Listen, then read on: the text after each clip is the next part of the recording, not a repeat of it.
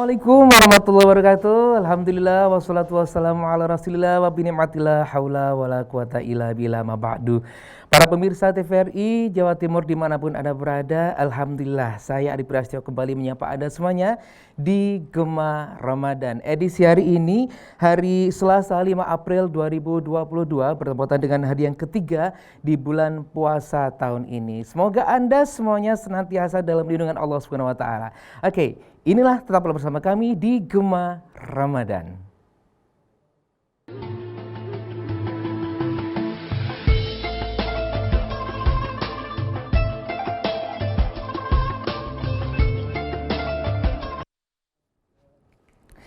Baik pemirsa, Alhamdulillah hari ini kita semuanya masih diberikan kesehatan oleh Allah dan tentunya kesemangatan untuk menjalankan ibadah bulan puasa. Kita sudah masuk di hari yang ketiga nih, itu artinya kurang lebih 28 hari lagi kita sudah lebaran ge.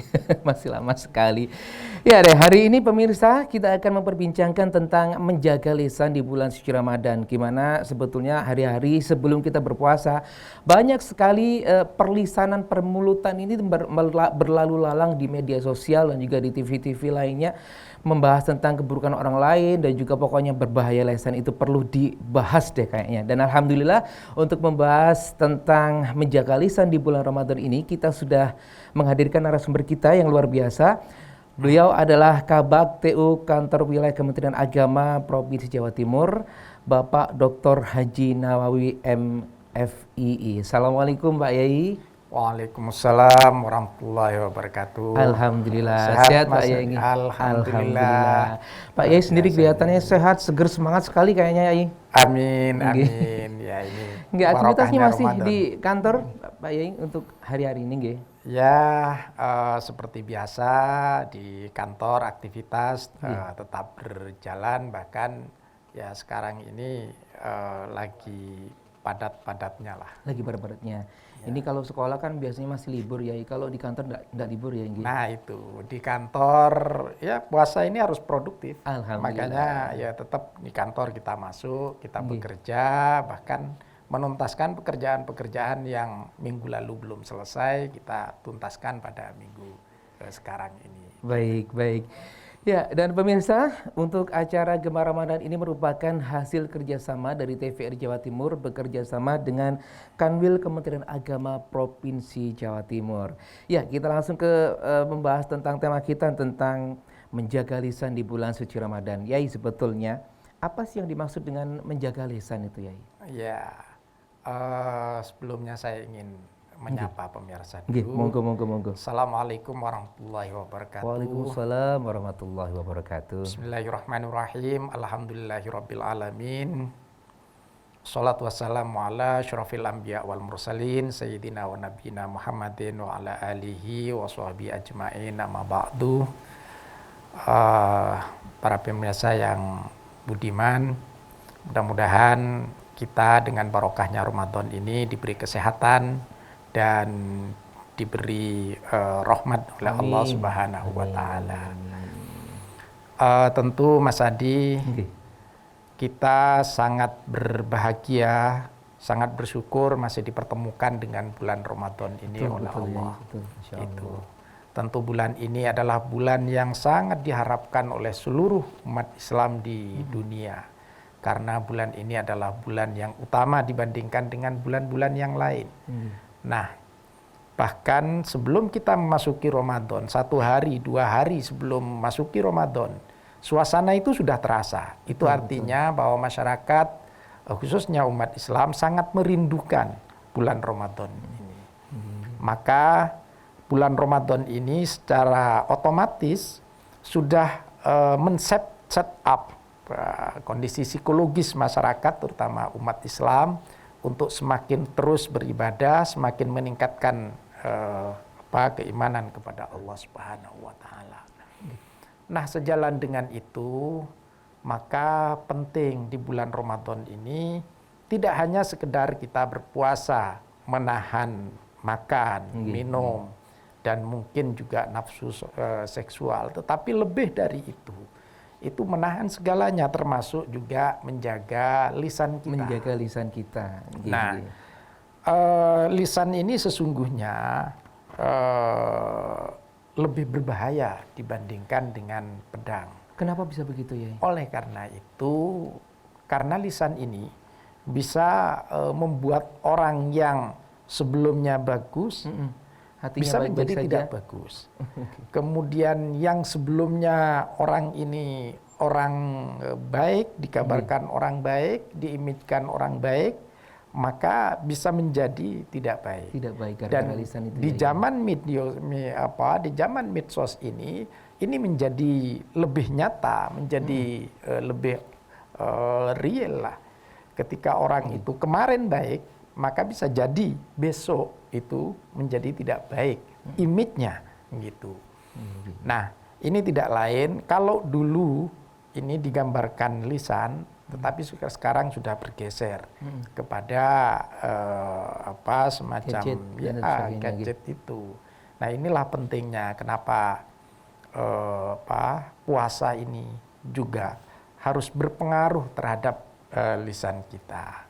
Nah, ada makalah al-fitnatu asyaddu minal qatl. Jadi fitnah itu bukan pekerjaan lisan, fitnah itu. Fitnah itu lebih kejam dari pembunuhan. Jadi maknanya bahwa fitnah itu, ucapan lisan ini lebih berpengaruh terhadap kondisi dan situasi di mana kita hidup ini. Makanya kalau orang tidak berbicara dengan benar sesuai dengan kondisi yang real, wah itu sangat berbahaya sekali itu. Nah, pada bulan Ramadan kali ini penting untuk kita koreksi, apakah kita sudah menjaga lisan kita? Apakah kita sudah memperbaiki lisan kita? Jangan-jangan kita berbicara dan bahkan disampaikan lewat medsos tanpa kita reserve, atau kita hanya ingin supaya pembicaraan kita dianggap dianggap sesuatu yang luar biasa oleh orang, padahal isinya adalah mempergunjing orang, isinya tidak ada sama sekali misalnya. Nah, ini penting menurut saya di bulan Ramadan ini kita mengoreksi untuk menjaga lisan. Nah, beberapa kejadian itu yang membuat masyarakat misalnya resah, riuh, tidak lain adalah dari lisan itu. Jadi itu mulanya ya dari lisan itu. Iya, dari lisan itu. Maka kejadian tanpa dibumbui dengan perkataan, dengan kata-kata yang membuat orang menjadi emosi dan seterusnya, nggak mungkin besar. Tetapi ketika dibumbui itu, gitu, maka ledakannya dahsyat sekali. Itu. Nah, inilah pentingnya Mas Adi ini menjaga lisan kita pada bulan Ramadan ini. Saya kira ini bulan Ramadan merupakan bulan yang sangat baik sekali untuk mengontrol lisan kita. Untuk mengawali untuk membiasakan lisan senantiasa berucap baik nih Kiai. Betul. Allah sudah mengajarkan, Rasulullah sudah mengajarkan bahwa hiasilah lisan kita dengan zikrullah. Selalu memperbanyak beristighfar, selalu memperbanyak melafadzkan asma-asma Allah. Jadi tiap saat, sehingga lisan tidak kemudian keluar kata-kata yang tidak baik. Kalau ulama-ulama sufi dulu, mending tidak berbicara. Mending dia terus mengingat Allah, berzikir kepada Allah. Baik itu dalam hati ataupun dalam lisannya. La ilaha illallah, subhanallah, dan seterusnya, dan seterusnya. Dan ternyata menurut kajian psikologis, orang yang lisannya sering melafadzkan kalimat-kalimat thayyibah, subhanallah, alhamdulillah, ya Allah misalnya, dan seterusnya, dan seterusnya. Ini kemudian terinternalisasi dalam diri orang itu. Sehingga ketika orang itu menghadapi sakaratul maut, maka kata-kata itu secara otomatis akan muncul. Tidak kata-kata lain. Sebaliknya, ketika kita tiap hari misalnya miso, setiap hari mempergunjing orang, gitu. Ngobrolin orang lain. Maka ketika sakaratul maut, kata-kata itu yang akan muncul. Karena sudah terinternalisasi dalam diri kita. Nah, ini makanya yang diperingatkan oleh para ulama kita, terutama kaum sufi, berbanyaklah hiasilah lisan kita dengan zikrullah, hiasilah lisan kita dengan kalimat-kalimat thayyibah yang ada di Al-Qur'an. Hiasilah lisan kita dengan kalimat-kalimat yang mencerminkan kebaikan. Artinya kalimat-kalimat yang tidak menyinggung orang lain begitu ya. Yai? Betul. Apakah harus tetap apakah harus dengan berzikir saja ya untuk menjaga lisan itu ya? Tentu itu lebih baik. Tentu lebih baik. Karena semakin banyak berbicara orang, bukan tetapi kemungkinan untuk salah itu semakin besar. Jadi ada kalau dalam pidato itu gitu ada semacam anekdot begini. Kalau orang itu semakin banyak berpidato, semakin banyak berbicara, ya kemungkinan salahnya itu semakin banyak. Gitu. Makanya guru-guru kita kaum sufi itu menyampaikan ketika kita tidak sedang berbicara, misalnya supaya tidak mencari lawan bicara, begitu, maka hiasilah lisan kita dengan zikrullah. Gitu. Tapi kadang begini Yai, kalau kita tidak boleh berbicara, hanya diam, meskipun itu pembicaraan kita baik, bagaimana Yai? Sedangkan tugas kita itu adalah harus banyak bicara. Betul. Jadi begini, kita harus bisa memanage waktu. Mana waktunya, kapan kita harus berbicara, kapan harus kita diam dalam arti zikrullah, gitu. Kalau dalam waktu 24 jam ini kita manage sedemikian rupa, maka insya Allah kita akan terinternalisasi oleh kalimat-kalimat yang baik itu. Ada kajian bahwa orang yang sering mengucapkan kalimat-kalimat baik, sesungguhnya di dalam otaknya itu sudah termindset sesuatu yang baik. Begitu ya, Nggih, langsung terekam dengan otomatis, Nggih. Tetapi ketika orang itu yang terucap begitu, kalimat-kalimat yang tidak baik, maka sesungguhnya background orang ini yang sudah terinternalisasi dalam diri orang ini adalah sesuatu hal-hal yang tidak baik. Begitu juga ketika orang sering berkata kasar, maka dalam kajian psikologi itu, maka sesungguhnya di dalam orang ini penuh dengan hal-hal yang kasar. Hal-hal yang kasar. Meso-meso tadi ya. Betul. Masya Allah. Betul. Nah, maka perkataan kita ini menunjukkan apa yang ada dalam isi yang ada dalam diri kita. Nah, tanpa terasa, ya apa yang kita sampaikan, ya itulah gambarannya di dalam ini kajian psikologi, gitu. Jadi makanya penting kita mengontrol pembicaraan, mengontrol kata-kata, mengontrol lisan kita. Dan ini saya kira ajaran agama luar biasa terhadap menjaga lisan ini. Tentang lisan ini ya, Nggih. Yai, terkadang itu kita dihadapkan juga dengan kebiasaan masyarakat ya, seperti di Surabaya, masalah meso itu Yai. Itu kan kadang sesama bahkan meso itu adalah merupakan kata-kata atau kalimat yang membuat kita menjadi teman CS kental gitu ya. Jadi kayak biasa, tidak menyakiti hati orang. Itu bagaimana ya? Sedangkan kita semuanya tahu kalau meso itu adalah kata-kata yang kotor, meskipun kita sendiri tidak tahu artinya. Jadi di Surabaya ini sudah terjadi pergeseran. Jadi meso itu sudah tidak menjadi sesuatu yang kotor. Iya. Nah, saya kira ini bagian dari budaya. Tapi kalau itu bisa dikikis sedikit demi sedikit, mungkin akan lebih baik lah, gitu. Yai, apa akibatnya kalau kita tidak pandai-pandai menjaga lisan kita, Yai? Betul. Nah, sebagaimana yang kita lihat di dalam kejadian di masyarakat, di mana-mana ya, yang di mana-mana terjadi ya. Bahkan setiap momen apapun begitu, ketika kita tidak pandai-pandai menjaga lisan, maka kejadian yang kecil akan menjadi besar. Jadi ledakannya itu akan menjadi dahsyat. Masya Allah. Tidak hanya pada masyarakat, pada perorangan pun juga begitu. Saya tadi sudah sampaikan bahwa di zaman media sosial seperti ini, yang dunia sudah tidak ada batas, gitu. Maka orang kemarin ini bagus image-nya, maka besok bisa menjadi tidak bagus karena kata-kata itu. Kata-kata itu. Karena image yang dimunculkan oleh kata-kata itu. Sebaliknya juga begitu. Maka ya begitu dahsyat sekali lisan ini, begitu dahsyat sekali. Oke, kalau orang Surabaya bilang lambe itu nggak ada ensele ya, Betul. tidak bertulang. Ya, betul. Kadang tidak bisa mengontrol ya. Tapi betul. kita kontrol dulu ya untuk bahasan kita. Pemirsa jangan kemana-mana dulu. Selepas ini kita akan balik lagi. Oleh karena itu tetaplah bersama kami di Gema Ramadan. Ya.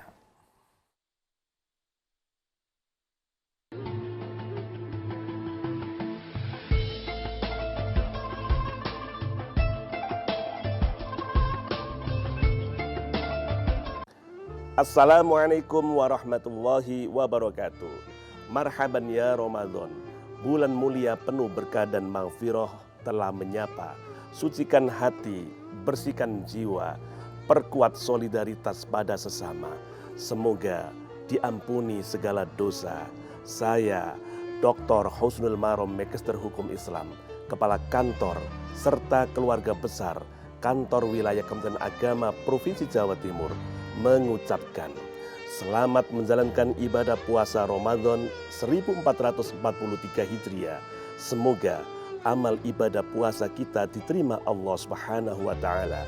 Wassalamualaikum warahmatullahi wabarakatuh.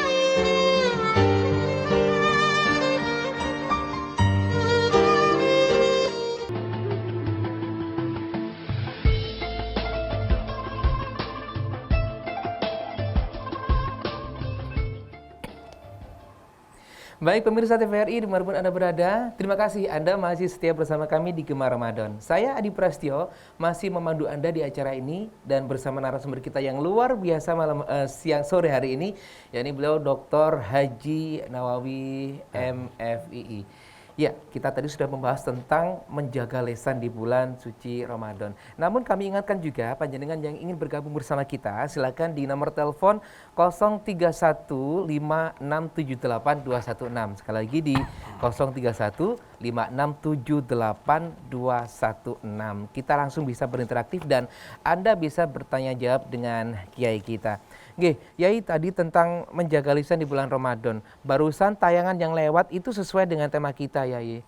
Yang sudah sering terjadi hampir setiap hari di masyarakat kita. Bagaimana tanggapan Yai tentang ini? Ya, betul.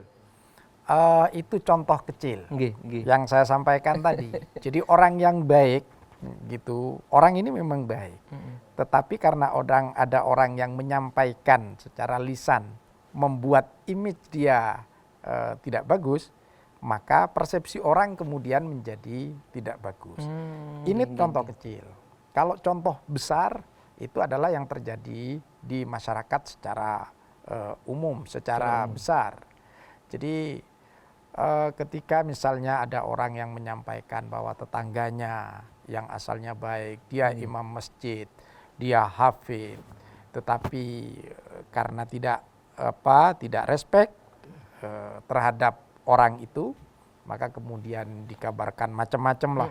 Jadi hafidnya akal-akalan gitu. Kalau menjadi imam sepertinya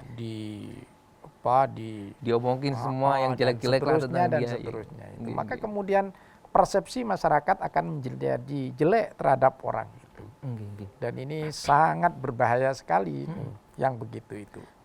Jadi bisa membalikkan fakta bahwa orang itu baik, kemudian dibalikkan faktanya menjadi jelek. Sangat inti dari goro-goro yang ada di dunia itu adalah dari lisan itu ya, Inggi? Betul, ya betul. Lisan dalam makna lisan secara harfiah ataupun lisan secara gadget itu. Oke, Yai, apa saja sih sebetulnya penyakit dari lisan dan bagaimana cara pencegahannya, Yai? Kalau menurut Yai ini? Itu sesungguhnya berasal dari hati dan otak kita yang saling terhubung kotor. Ya, Inggi? Maka kalau hati kita ini dan otak kita dipenuhi dengan hasud dan dengki, maka apapun yang terjadi di depan kita tidak pernah memandangnya secara bagus, secara baik. Ada tetangga kita misalnya beli TV, Nah, beli TV aja sudah bangga. Itu kan sudah persepsinya. Oke, Ada kalau tetangga orang yang kita misalnya hafid begitu. Hafal segitu aja jusnya sudah bangga. Itu kan karena hati dan pikiran yang hasut dan dengki. Nah, ini sumber perkataan yang kurang baik gitu.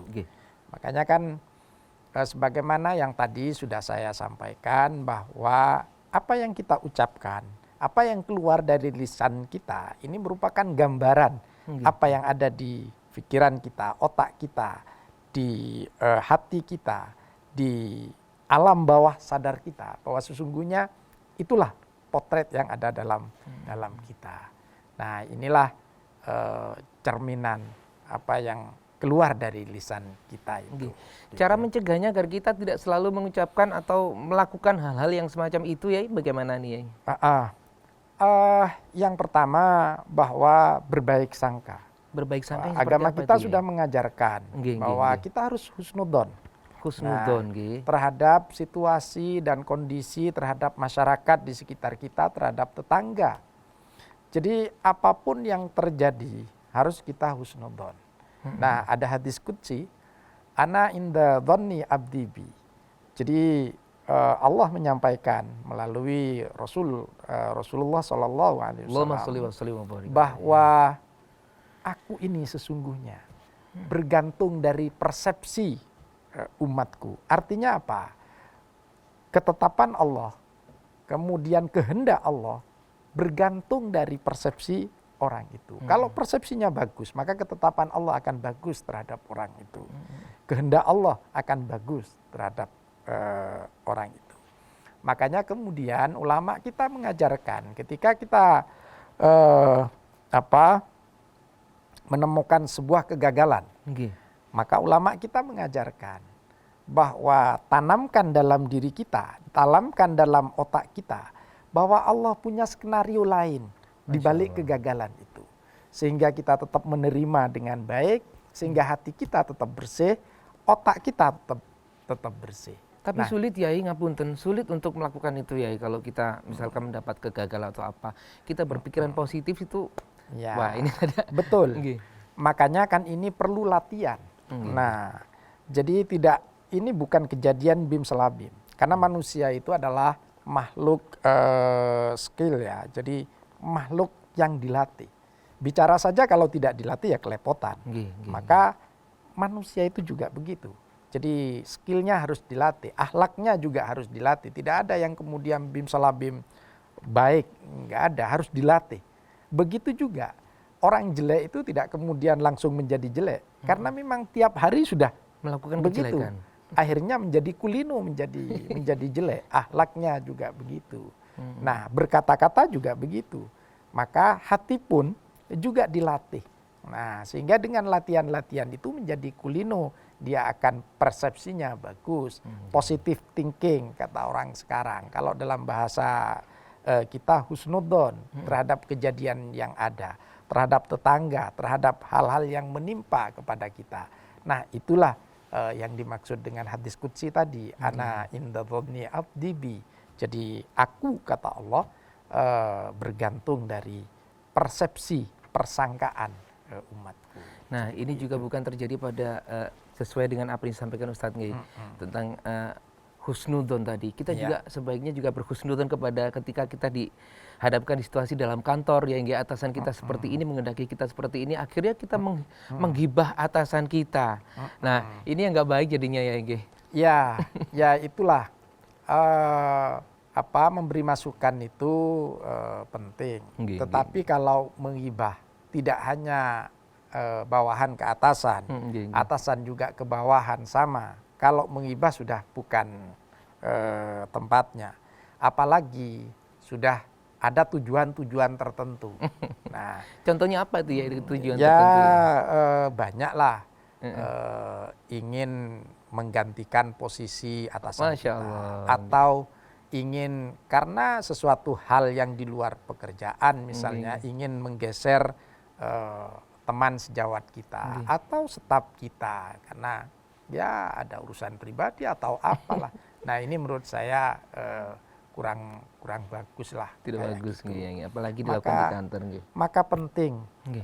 dalam bulan Ramadan ini kita mengoreksi lisan kita supaya tidak terbiasa menggibah orang gitu. Nggak terasa menggibah orang gitu. Betul ya. Ya, kadang-kadang dibumbu-bumbui semakin asik gitu.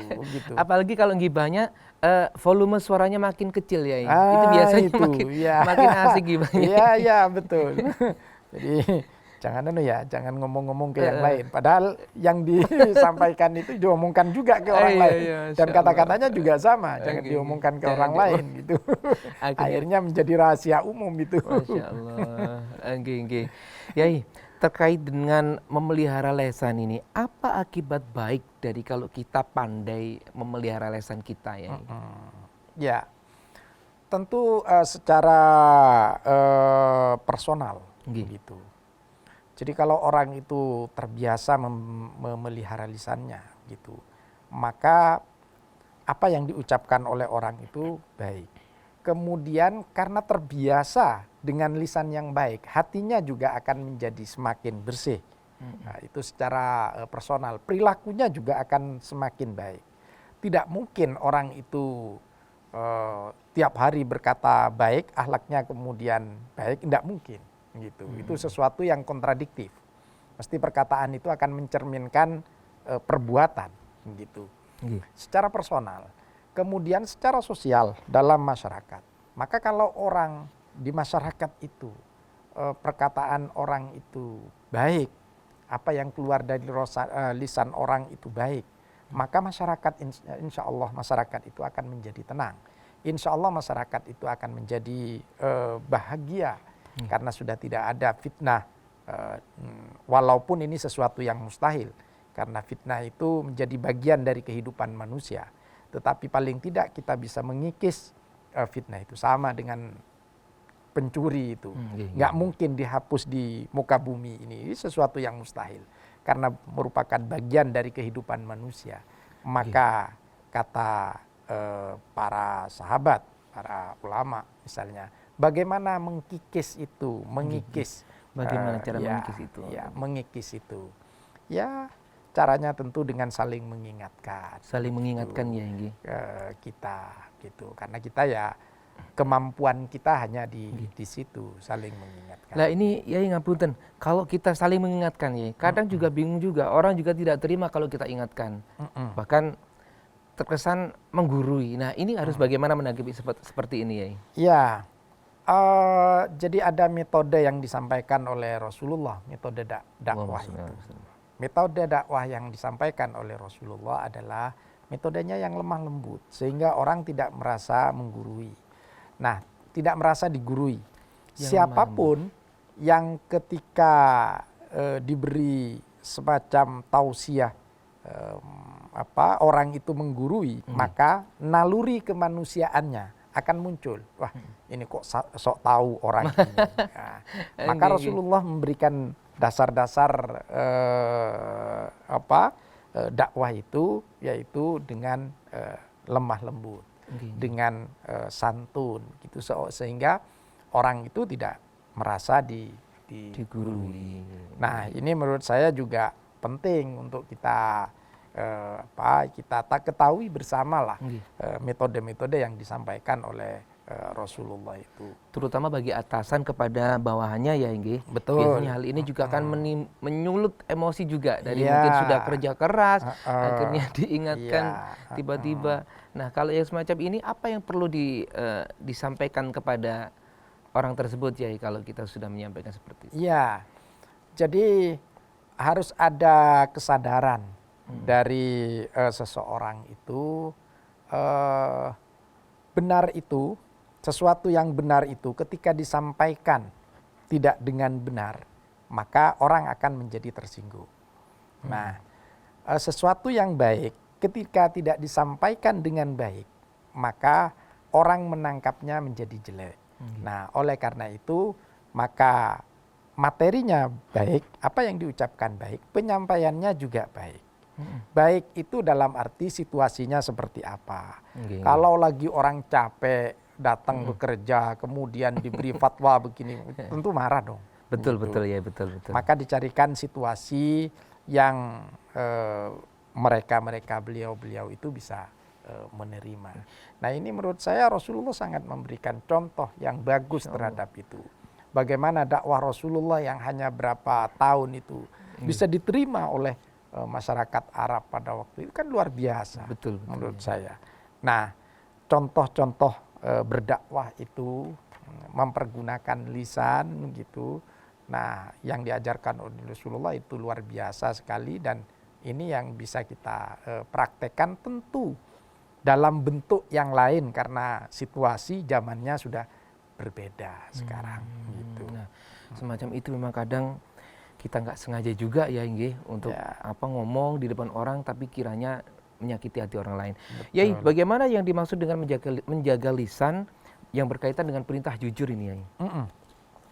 Nah, ini bagus ini.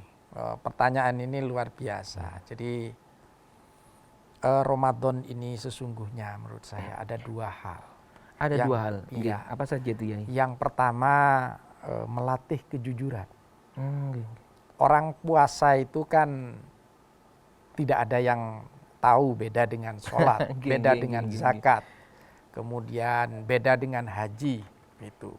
Orang semua tahulah orang haji ya datangnya kita selamatan, berangkatnya kita selamatan, kemudian pamitan dengan tetangga-tetangga yang lain. Sholat pun juga begitu. Kalau kita sholat di rumah, anak istri kita tahu. Kalau di masjid semua jamaah pada tahu. Ketika orang tidak sholat di masjid pada waktu maghrib misalnya berjamaah, orang juga tahu. Artinya tidak sholat begitu. Yai, sebentar sudah ada penelpon yang sudah masuk, kita angkat dulu. Assalamualaikum. Waalaikumsalam. Dari mana Bapak? Waalaikumsalam warahmatullahi wabarakatuh. Dari mana Bapak? Dengan Mas Rizky Mojokerto, Mas. Mas Rizky Mojokerto, tetangga saya ini. Monggo Mas Rizky. Oke, terima kasih kesempatan yang diberikan kepada saya. Alhamdulillah. Pak Yai. Ini kami amat bangga sekali dengan topik ini, bahwasanya dengan menjaga lisan atau istilahnya kalau kita kawinkan itu sama dengan menjaga akhlakul karimah. Akhlakul karimah. Bagaimana Pak Kiai cara mengatasi sesuatu yang kadang-kadang kita itu tidak kuat ngempet untuk ngomong yang agak-agak jelek itu. Contohnya gimana itu Mas? Dan yang kedua, yang kedua, untuk kita lihat saat ini, mohon maaf ini ya, kadang-kadang orang-orang bicara itu kadang-kadang melampaui batas.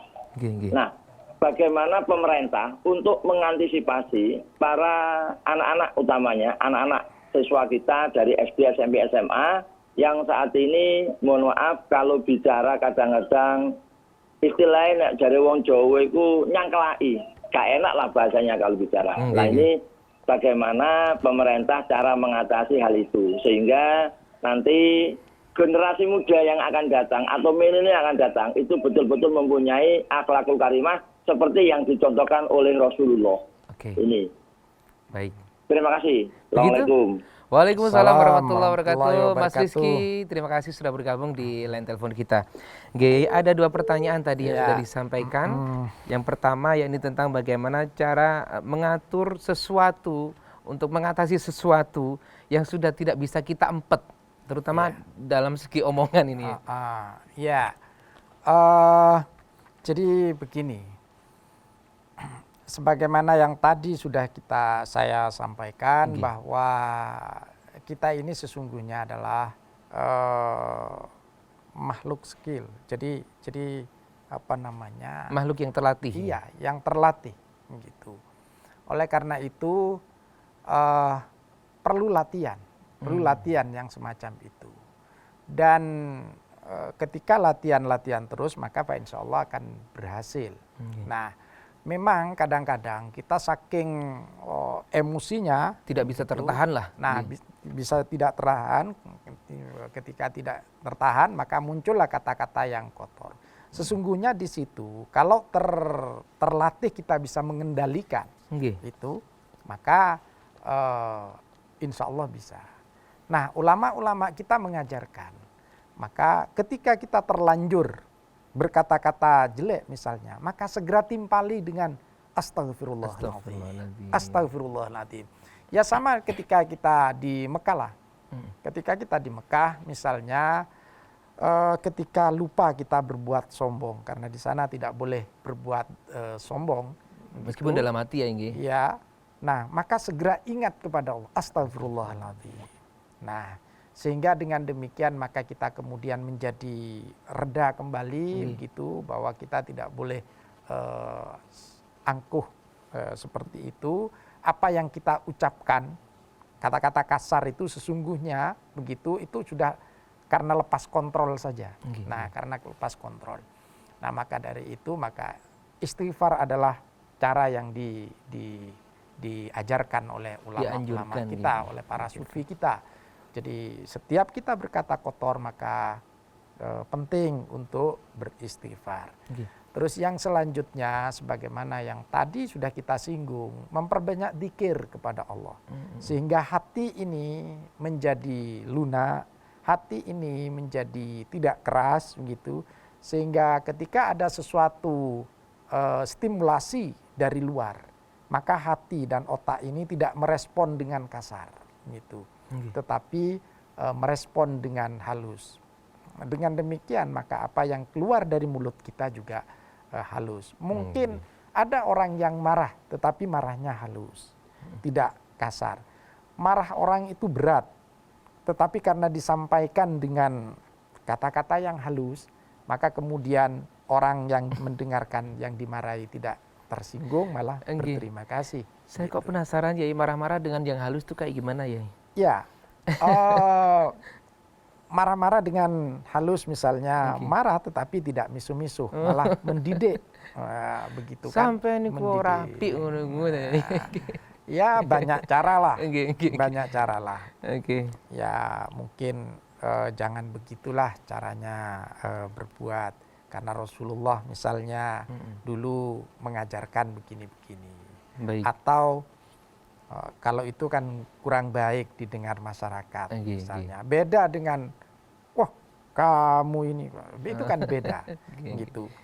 Nah cara-cara itu mungkin bisa kita lakukan. Nah kembali lagi ke topik tadi, penting untuk selalu beristighfar gitu, sehingga kata-kata kita yang keluar walaupun kita misalnya marah tetapi terkendali. Membiasakan begitu nih ya Inggi.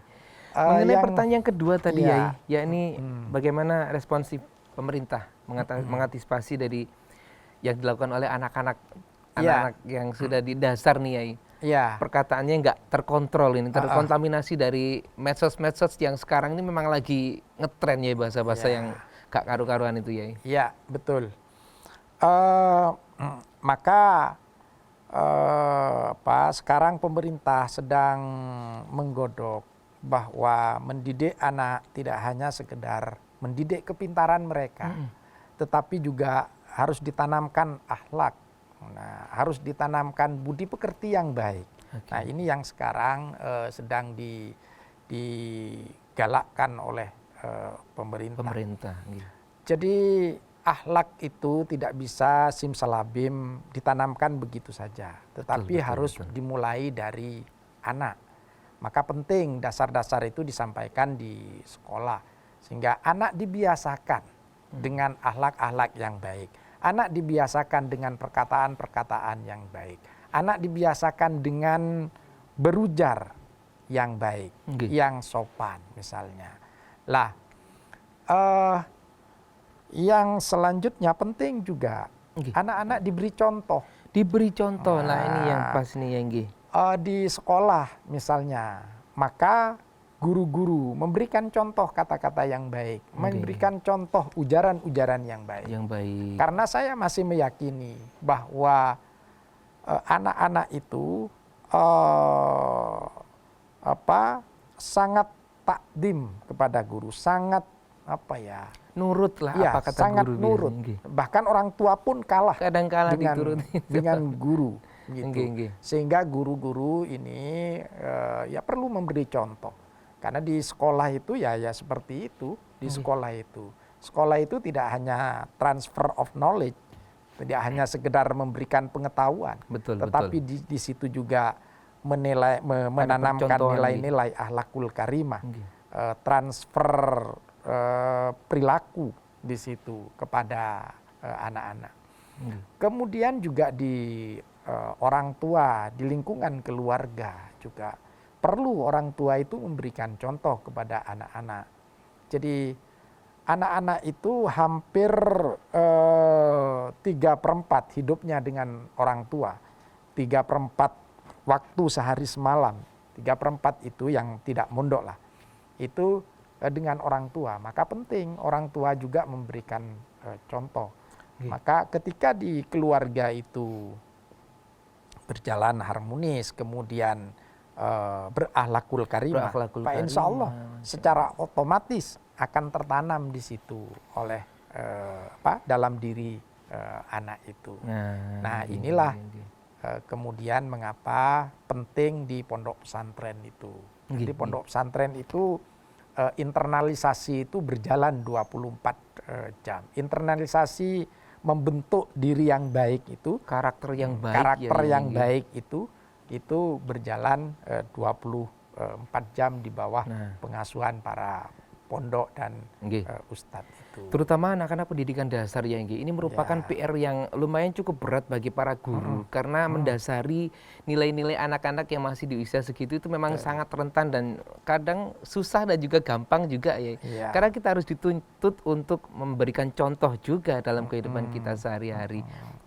Ngoten Mas Rizky, semoga jawaban dari Yai kita dapat bermanfaat bagi panjenengan. Saya mau tanya tadi sebetulnya panjenengan ngajar atau bagaimana?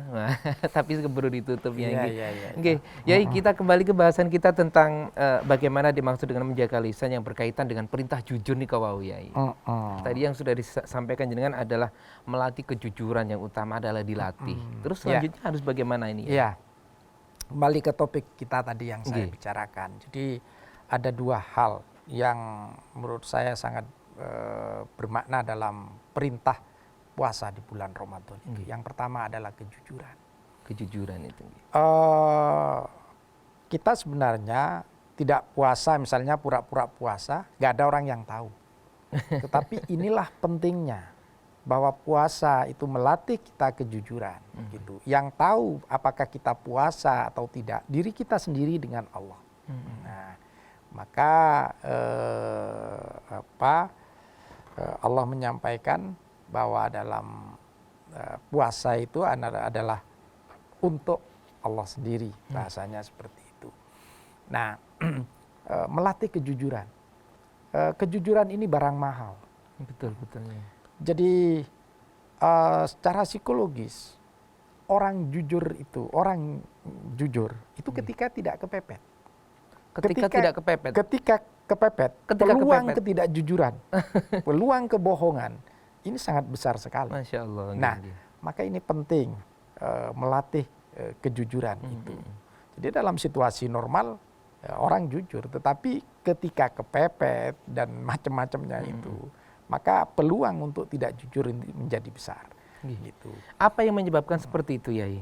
Karena kebiasaankah? Karena situasi itu. Karena situasi itu. Situasi itu yang membuat kita begitu. Maka penting puasa ini melatih kejujuran itu. Kejujuran itu. Yang kedua, puasa ini melatih kesabaran.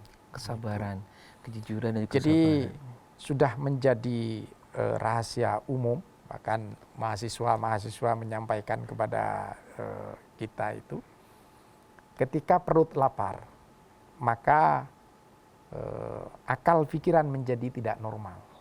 Nah, maka kemudian karena tidak normal, boleh jadi yang keluar dari lisan, yang sikap dan perilaku kita boleh jadi sudah tidak terkontrol. Gitu. Nah, puasa memberikan pelajaran kepada kita bahwa ketika kita lapar, ini sabar, kemudian sampai waktunya nanti, ini sangat luar biasa. Tidak minum, sabar, gitu, dan tidak melakukan aktivitas seksual di siang hari, ini sabar. Itu juga merupakan kesabarannya ini. Ya, luar biasa menurut saya. Ada makalah itu, kadal fakru ayyakuna kufran. Jadi orang yang fakir, kalau saya memaknainya orang yang Fakir, tidak orang yang tidak punya. makan, kekurangan tidak makan, nggih. begitu. Ini mendekati kekafiran, gitu. Nggih. Maka sesungguhnya pelajaran yang sangat berharga di kita melaksanakan puasa itu adalah melatih kesabaran itu. Melatih Jadi kesabaran. sabar dan sabar gitu. Masya Allah. Memang kalau kita melatih kesabaran, apalagi sudah ditempatkan pada posisi yang memang benar-benar waduh, kayaknya kita harus benar-benar terlatih itu tadi ya, Nggih. Yai, kalau dulu di zaman Rasulullah, kira-kira Rasulullah pernah nggak mengingatkan sahabat ini terkait dengan lisan, Yai? Ya, saya kira banyak lah contoh-contoh yang diajarkan Rasulullah. Yang intinya Rasulullah menghendaki agar orang itu jujur. Rasulullah sendiri kan gelarnya Al-Amin, orang yang paling bisa dipercaya gitu. Jadi karena Rasulullah itu nggak pernah berbohong. Masya Allah, Masya Allah. Nah, Rasulullah itu berkata secara real apa adanya. Nah, inilah kemudian yang membuat Abu Bakar As-Siddiq itu percaya dengan pertama ketika Rasulullah menyampaikan bahwa melakukan Isra gitu yang secara akal tidak masuk akal pada waktu itu, maka Abu Bakar adalah orang yang pertama menyatakan percaya. Kenapa begitu? Karena Rasulullah mulai dari kecil tidak pernah berbohong sama sekali gitu. Jujur Rasulullah, sehingga apapun yang dilakukan disampaikan oleh Rasulullah, maka Abu Bakar percaya. Beda dengan orang yang selalu berdusta, selalu berbohong. Maka ketika orang itu menyampaikan kebenaran, karena sudah setiap harinya, dulu-dulunya orang berbohong, orang akan bertanya-tanya, apakah benar yang disampaikan itu? Ya? Meskipun dalam keadaan genting juga. Betul, ya. Itu. Dulu ketika saya sekolah di madrasah, saya sering diingatkan sama ustadz saya, guru-guru saya itu. Ketika menggembala kambing misalnya, jangan, kalau tidak urgen jangan menyampaikan minta tolong dan macam-macamnya gitu. Nah, karena kenapa? Karena setiap sesuatu ketika kita minta tolong misalnya kepada orang di sekitar kita, maka ketika terjadi sungguhan misalnya kambingnya hilang dan semacamnya, orang nggak akan percaya karena tiap harinya sudah berbohong, tolong ternyata berbohong gitu. Nah, itu karena memang kebiasaan. Betul. Maka orang yang terbiasa berbohong gitu, sekalipun itu menyampaikan kebenaran, sulit dipercaya oleh orang. Nah, itu pemirsa, orang yang sekalipun berbohong, yang sering berbohong, sekalipun menyampaikan satu kebenaran, maka tidak akan dipercaya. Luar biasa. Ya, kita jeda dulu ya. Gitu, kita akan balik lagi pemirsa, tetaplah bersama kami di Gemar Ramadan dari TVRI Jawa Timur. Ya.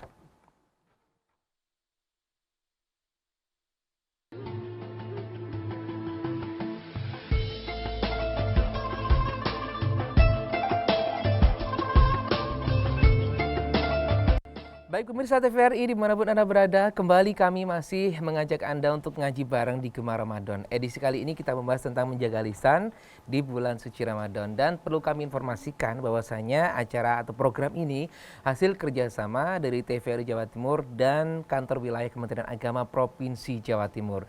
Dan juga kami masih mengundang Anda untuk berinteraksi bersama kami di line telepon kita di 031 5678 216. Sekali lagi di 031 5678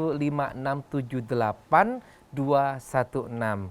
Anda langsung bisa terhubung dengan kami dan langsung bisa bertanya dengan Kiai kita pada sore hari ini. Baik, Yai, saya ingin menanyakan juga sebuah hadis dari yang diriwayatkan oleh Bukhari Muslim tentang siapa yang beriman kepada Allah dan hari akhir, hendaklah ia mengatakan yang baik atau diam. Nah, bagaimana Yai kalau kita dihadapkan dengan situasi ketika kalau kita diam malah berbahaya, kita ngomong pun malah berbahaya, itu harus seperti apa ya? Ya.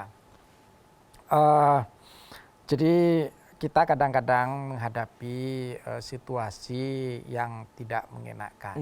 Dibuat bingung dengan situasi itu. Kita diperintahkan, diajarkan oleh para ulama kita untuk berikhtiar, menghindari. Ketika kita sudah tidak bisa melawan dengan situasi itu, maka kita berikhtiar untuk menghindari itu. Nah, tentu ketika itu maka istighfar jauh lebih baik. Berzikir kepada Allah jauh lebih baik, sehingga Allah memberikan petunjuk-petunjuknya. Bahwa perlu kita pahami bersama, kita ini adalah makhluk yang sangat terbatas. Jadi kadang-kadang kita dihadapkan pada situasi yang kita tidak bisa memilih. Nah, sehingga penting untuk terus melakukan ikhtiar, berzikir kepada Allah, istighfar kepada Allah. Baik, memohon petunjuk dari Allah ya Yai. Ah. Baik Yai, sudah ada penelpon yang sudah masuk Ya, ya. oke. Halo, assalamualaikum. Waalaikumsalam. Dari mana Bapak? Waalaikumsalam. Dari Gresik, Haji Muhammad. Oh, nggih. Iya, yang saya tanyakan Pak ya, ini mungkin di luar tema tadi tulisannya. Iya. Siap, monggo. Yang akan saya tanyakan, suami istri hubungan di bulan Ramadan, untuk dendanya itu apakah bulan Ramadan atau di bulan Syawal, kan 2 bulan begitu Pak ya. Ya. Nggih. Kemudian apakah itu diselesaikan setelah bulan Syawal dan Dzulqa'dah? Ya. Oke. Itu hukumannya. Maka dari itu kami minta keterangan kepada Bapak Yai Nggih. agar kami untuk penjelasannya. Oke. Terima kasih. Assalamualaikum warahmatullahi wabarakatuh. Nggih, waalaikumsalam warahmatullahi wabarakatuh. Semanun Bapak Muhammad dari Gresik. Kalau ngomong masalah Gresik, saya jadi ingat kalau bulan Ramadan biasanya ada festival bandeng besar nih ya. Oh gitu ya. Nggih, Iya, Yai. iya. Nggih, terkait dari pertanyaan dari Pak Muhammad tadi tentang kumpul suami istri ketika di bulan suci Ramadan, apakah itu 2 bulannya, hukuman 2 bulan dilaksanakan sekarang atau bagaimana ya? Iya. Jadi bulan Ramadan ini adalah bulan yang sangat suci. Nah, bahkan karena sucinya banyak keutamaan-keutamaan dalam bulan Ramadan ini. Oleh karena itu, karena bulan suci, kita harus menghormati bulan Ramadan. Nggih. Nah, salah satunya adalah tidak diperbolehkan berhubungan suami istri pada siang hari di bulan Ramadan ketika kita puasa. Kalau di malam hari ini tidak ada masalah.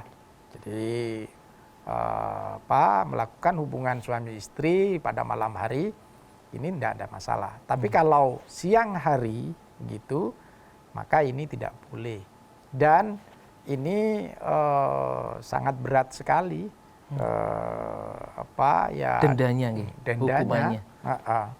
Nah, maka salah satunya adalah harus berpuasa 2 bulan berturut-turut. Nah, ini luar biasa. Itu dilakukan ketika Nah. bulan ini atau bagaimana ya? Ya, tentu kalau di bulan Ramadan kan nggak mungkin ya, karena berarti kita di luar Ramadan, melaksanakan Masih melanjutkan kewajiban bulan, kita. Nah, tentu setelah bulan Ramadan. Baik. Ya, di bulan Syawal dan seterusnya itu kita Baik. lakukan itu. Nah, Baik.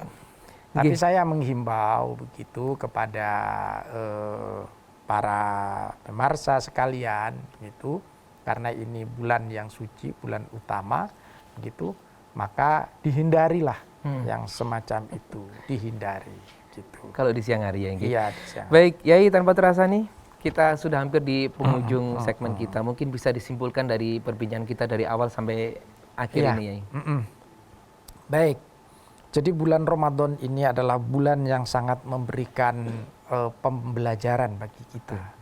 Jadi terutama agar puasa kita ini menjadi puasa yang betul-betul puasa, maka tidak hanya sekedar makan dan minum dan menghindari seksual di siang hari, pekerjaan seksual. tetapi juga ditambah dengan perbuatan lain, menjaga lisan. Karena lisan ini begitu dahsyat dampaknya kepada diri kita, kepada masyarakat kita, kepada sekeliling kita. Oleh karena itu pada bulan Ramadan ini penting menjaga lisan. Sekaligus inilah maknanya kita di bulan Ramadan dianjurkan, diwajibkan untuk puasa, tidak hanya sekedar berpuasa menahan makan dan minum, tetapi juga menjaga berpuasa, menjaga lisan. Saya kira ini yang bisa saya sampaikan. Baik, Yai, Masya Allah, terima kasih. Ini ulasan yang cukup luar biasa. Dari awal sampai akhir tanpa terasa kita juga sudah disampaikan ada hal-hal yang perlu kita garis bawahi tentang menjaga lisan ini, tentang bagaimana cara penting yang dilakukan ketika lisan kita sedikit terpelosok dari bahasan-bahasan kita tadi ya. Oke, dan Yai matur manun atas rawuhipun di studio. Sama-sama. Semoga senantiasa sehat, panjang umur ya. Salam untuk semua keluarga dan juga teman-teman di kantor. Pemirsa, tanpa terasa kita sudah hadir selama 1 jam. Mohon maaf apabila ada hal yang kurang berkenan dari apa yang disampaikan oleh Ustadz. Salamatul insan bihifdzi lisan. Sejatinya manusia itu selamatnya adalah dari lisannya. Mohon maaf apabila ada hal yang kurang berkenan mewakili seluruh kerabat kerja yang bertugas mengaturkan terima kasih. Dan jangan lupa untuk menyaksikan Gemar Ramadan setiap hari mulai pukul 16.30 sampai dengan selesai. Saya Adi Prasetyo. Wallahu muwaffiq ila aqwamit thoriq. Assalamualaikum warahmatullahi wabarakatuh. Waalaikumsalam warahmatullahi wabarakatuh. Sama. Dan ya gitu, insyaallah. Nggih. Ya ngapunten barangkali banyak hal yang kurang berkenan dari saya ya. Insyaallah.